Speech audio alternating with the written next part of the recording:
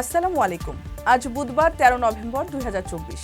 আমন্ত্রণ friendly mobile প্রবাস time বুলেটিনে। সাথে আছি আমি স্মরণী। শুরুতেই জানাবো শিরোনাম।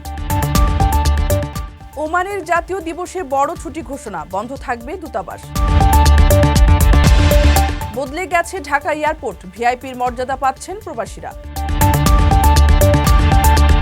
ইউরোপের প্রলোভনে লিবিয়া নিয়ে নির্যাতন, দেশে ফিরলেন উদ্ধার হওয়া 143 প্রবাসী। কর্মী নিতে ছলচাতুরির চেষ্টা, বাংলাদেশিকে রিমান্ডে পাঠালো মালয়েশিয়ার আদালত। বিদেশে কাজ দেওয়ার নামে প্রতারণা, 3 দালালের বড় শাস্তি। দর্শক দেখছিলেন শিরোনাম, এবারে পুরো খবর। ওমানের সেরা রেট দিচ্ছে বাংলাদেশি প্রতিষ্ঠান গালফ এক্সচেঞ্জ। প্রিয়জনকে টাকা পাঠাতে আজই আসুন আমাদের যে কোনো ব্রাঞ্চে অথবা কল করুন স্ক্রিনে দেয়া নাম্বারে। গালফ এক্সচেঞ্জ, বাংলাদেশিদের প্রিয় এক্সচেঞ্জ।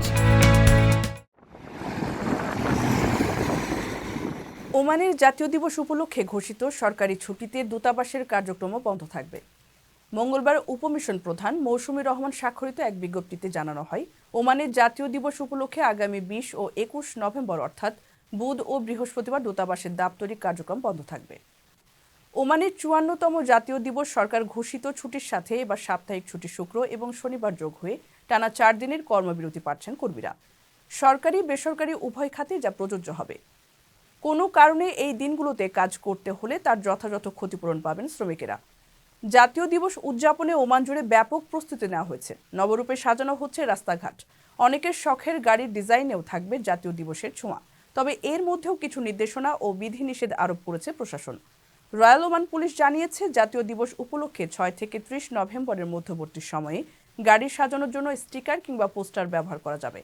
তবে এক্ষেত্রে স্টিকার কিংবা লেখাগুলো দিবসের সাথে অর্থপূর্ণ হতে হবে এবং কোনোভাবে অনিরাপদ কাগজ বা কাপড়ের হতে পারবে না।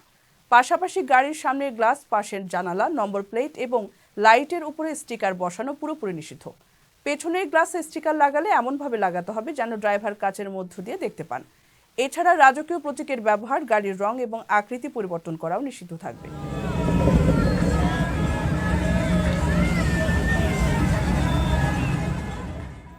কারো কাছে স্বপ্ন পূরণ, কারো আনন্দের উপলক্ষ, আবার কারো জীবন পাল্টে দেওয়ার মুহূর্ত, কখনো জীবন বাঁচাতে সর্বোচ্চ গতিতে উড়ে চলা, কারো আবেগের শেষ মুহূর্ত, আপনজনের শেষ বিদায়ে সামিল হওয়া।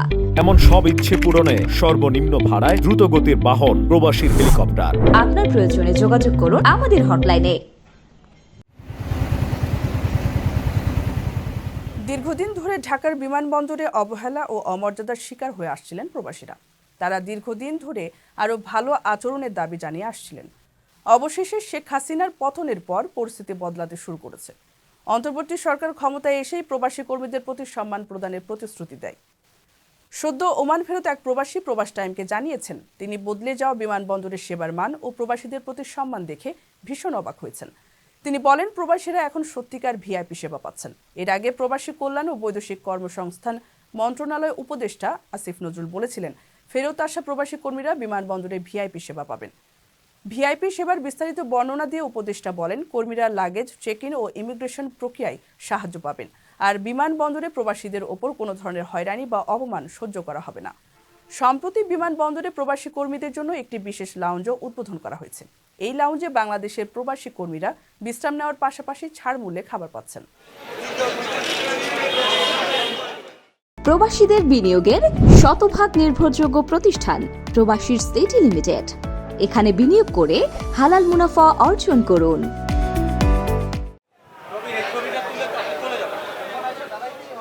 লিবিয়া থেকে স্বেচ্ছায় দেশে আসতে ইচ্ছুক 143 জন ও তিউনিসিয়ায় আটকে পড়া 18 জন অনিয়মিত বাংলাদেশি দেশে ফিরেছেন। বুধবার সকাল 6:30টার দিকে একটি চার্টার ফ্লাইটে তারা দেশে ফেরেন। এদিন ভোর 5:30টায় তিউনিসিয়ায় আটকে পড়া 18 জন অনিয়মিত বাংলাদেশি প্রবাসী দেশে ফেরেন। আর লিবিয়ায় আটকে পড়া 143 জন ফেরেন সকাল 6:30টায়। পররাষ্ট্র মন্ত্রণালয়, লিবিয়ার বাংলাদেশ দূতাবাস এবং আন্তর্জাতিক অভিবাসন সংস্থার সহযোগিতায় তাদের দেশে ফেরানো হয়। এ সময় পররাষ্ট্র মন্ত্রণালয় ও আন্তর্জাতিক অভিবাসন সংস্থার কর্মকর্তারা দেশে ফেরা এসব অসহায় বাংলাদেশি নাগরিককে অভ্যর্থনা জানান। পররাষ্ট্র মন্ত্রণালয়ের কর্মকর্তারা বলেন, প্রত্যাবাসনকৃত বাংলাদেশিদের বেশিরভাগই সমুদ্রপথে অবৈধভাবে ইউরোপ গমনের উদ্দেশ্যে মানব পাচারকারীদের প্ররোচনায় লিবিয়ায় অনুপ্রবেশ করেন। তাদের অধিকাংশ লিবিয়াতে বিভিন্ন সময়ে অপহরণ ও নির্যাতনের শিকার হয়েছিলেন। এই ভয়ঙ্কর পথ পাড়ি দিয়ে অবৈধভাবে আর কেউ যেন বিদেশ গমন না করেন এ বিষয়ে সচেতন হওয়ার পরামর্শ দেন কর্মকর্তারা। IOM এর পক্ষ থেকে তিউনিসিয়া থেকে প্রত্যাবাসনকৃত প্রত্যেককে 5,450 টাকা এবং লিবিয়া থেকে প্রত্যাবাসনকৃত প্রত্যেককে 6,000 টাকা কিছু খাদ্য সামগ্রী, প্রয়োজনীয় প্রাথমিক চিকিৎসা ও অস্থায়ী বাসস্থানের ব্যবস্থা করা হয়েছে।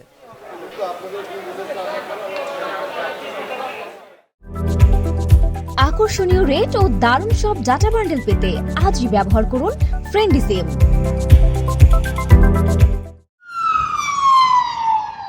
মালয়েশিয়ায় 600 বিদেশি কর্মীর কোটা অনুমোদনের জন্য ভুয়া নথি দাখিলের অভিযোগে এক বাংলাদেশির 6 দিনের রিমান্ডের আদেশ দিয়েছেন সেলাঙ্গোর আদালত। তবে তদন্তের স্বার্থে ওই বাংলাদেশির নাম প্রকাশ করা হয়নি। মঙ্গলবার মালয়েশিয়ার দুর্নীতি দমন কমিশনের আবেদনের প্রেক্ষিতে ম্যাজিস্ট্রেট ওই বাংলাদেশির বিরুদ্ধে 12 নভেম্বর থেকে আগামী 17 নভেম্বর পর্যন্ত 6 দিনের রিমান্ডের আদেশ জারি করেন। আদালত সূত্রে জানা যায়, সেলাঙ্গোর MACC অফিসে সাক্ষ্য দিতে হাজির হলে সোমবার সন্দেহভাজন ওই বাংলাদেশিকে গ্রেপ্তার করা হয়। প্রাথমিক তদন্তে দেখা গেছে তিনি 2023 সালে দুটি আবেদনপত্রের 600 বিদেশি কর্মীর কোটা অনুমোদনের জন্য মন্ত্রণালয়ে 11,10,000 রিঙ্গিতের ভুয়া নথি দাখিল করেছেন। প্রাথমিক যাচাই বাছাই শেষে জানা যায়, আবেদনের পরিমাণ যথাক্রমে 6,47,500 রিঙ্গিত ও 4,62,500 রিঙ্গিত। সেলাঙ্গোর দুর্নীতি দমন কমিশনের পরিচালক দাতুক সেলিম গ্রেপ্তারের বিষয়টি নিশ্চিত করেছেন। দুর্নীতি দমন কমিশন আইন 2009 এর 18 ধারার অধীনে মামলাটি তদন্ত করা হচ্ছে। বিদেশে উচ্চ বেতনে কাজ দেওয়ার প্রলোভন দেখিয়ে অবৈধ পথে ভানুয়াতুতে নিয়ে প্রতারণা করায় প্রবাসী 2 ভাই ও ভাবিকে বিভিন্ন মেয়াদে কারাদণ্ড দিয়েছেন আদালত। মঙ্গলবার বরিশালে মানব পাচার ট্রাইব্যুনালের বিচারক মোহাম্মদ সোহেল আহমেদ এ রায় ঘোষণা করেন।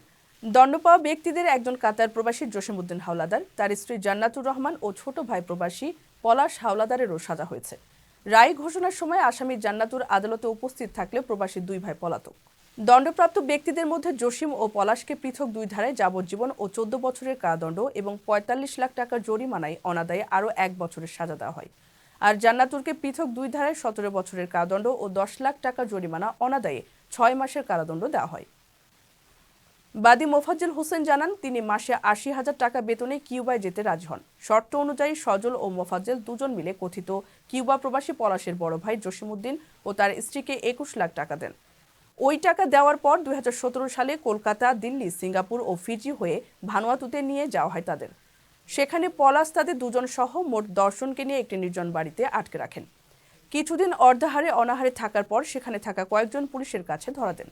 পরে IOM এর তত্ত্বাবধানে দেশে ফিরে আসেন সজল ও মোফাজ্জল। দেশে ফিরে টাকা ফেরত চাইলে আসামিরা টাকা ফেরত দিতে অস্বীকার করেন। এছাড়া তাদের হত্যার হুমকি দেন।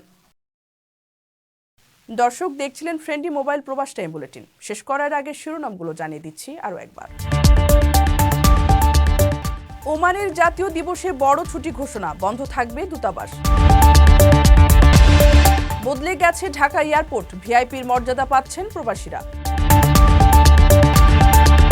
ইউরোপের প্রলোভনে লিবিয়া নিয়ে নির্যাতন, দেশে ফিরলেন উদ্ধার হওয়া 143 প্রবাসী। কর্মী নিতে ছলচাতুরির চেষ্টা, বাংলাদেশিকে রিমান্ডে পাঠালো মালয়েশিয়ার আদালত। বিদেশে কাজ দেওয়ার নামে প্রতারণা, 3 দালালের বড় শাস্তি।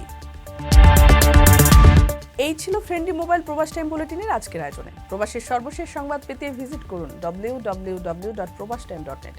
সাবস্ক্রাইব করুন আমাদের ইউটিউব চ্যানেল এবং চোখ রাখুন ফেসবুক পেজে। পরবর্তী বুলেটিন দেখার আমন্ত্রণ জানিয়ে আজকের মতো বিদায় নিচ্ছি আমি সরণী। সেই পর্যন্ত সবাই ভালো থাকবেন এবং নিরাপদে থাকবেন।